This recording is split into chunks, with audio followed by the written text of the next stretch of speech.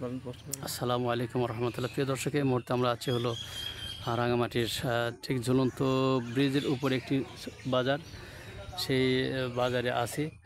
তো এখানে অনেক পর্যটক এসে, আমরা শুনি এই বাজার সম্পর্কে বা এই লেক সম্পর্কে বা এই ঝুলন্ত ব্রিজ সম্পর্কে। কেমন লাগছে? আসলে ধন্যবাদ কাশিম টিভিকে। আসলে জায়গাটা খুবই সুন্দর। ঝুলন্ত সেতুতে আসলাম, সেতুটা একটু হেলাধুলা করলো, ভয় লাগলো, যেদিকে আছে হ্যাঁ, আবার ভালো লাগলো। তো আপনার এই যে এখান থেকে লেক আছে, এই যে জি ওই পাশে ওই পাশে দেখা যাচ্ছে লেক আছে। জি স্পিড বোট নিয়ে অনেকে আসেন। জি এখানে একটা বড় বাজার, পাশে একটা বাজারে বেচাকেনা হচ্ছে প্রচুর পরিমাণে। সবাই যে যার মতো পারছে কিনছে, জি। দরদাম করছে। দামটা একটু বেশি মনে হচ্ছে, দামটা মনে হচ্ছে একটু এমনটা মনে হচ্ছে যে এইখানে একচেটিয়া কারবারের মতো মনে হচ্ছে। দামটা একটু বেশি মনে হচ্ছে, আর এখন আরো একটু বেশি মনে হচ্ছে কারণে যে আজকে তো আসলে এই এলাকা বৌদ্ধ অধ্যুষিত এলাকা।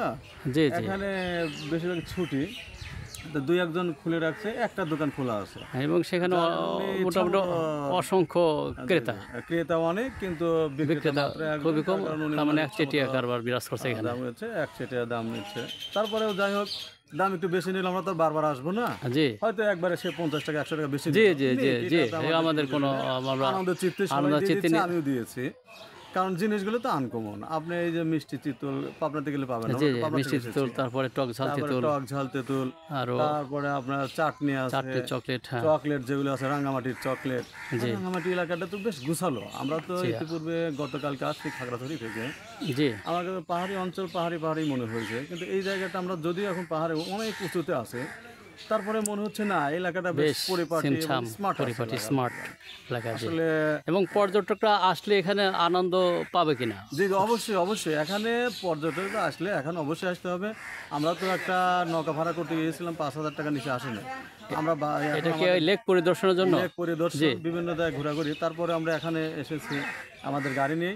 আমাদের মোটামুটি এখানে এই যে লোকজন আসছে, অনেক পর্যটক ইতিমধ্যে চলে এসছে। এখন যতদিন বেলা গড়বে তত, হ্যাঁ অবশ্যই, যত দিন গড়াবে তত লোকের আনাগোনা আরো বাড়বে। আমরা তো ঘুমে থেকে উঠে এসেছি, আমাদের যাত্রা একটা পাবনা যাওয়ার তারা আছে, তারা আছে, কালকে অফিস করতে হবে, এই দেশে আর কি আমাদের আশা। হয়তো আপনার শুনে অনেক ভালো লাগলো। বাংলাদেশ আসলে পর্যটন এরিয়া বলতে চট্টগ্রাম এরিয়াকে বেশি বোঝায়। আমরা সেখানে আসছে, তো আমরা আবার আসবো। আপনাকে ধন্যবাদ জানাচ্ছি। কাশিম টিভিকে ধন্যবাদ আমার সাক্ষাৎকার নেওয়ার জন্য, আমাকে কথা বলার সুযোগ দেওয়ার জন্য। আপনাকে আবারও ধন্যবাদ দিয়ে শেষ। জি, প্রিয় দর্শক, আমার চ্যানেল থেকে আপনাদেরকে ধন্যবাদ জানাচ্ছি। ধন্যবাদ।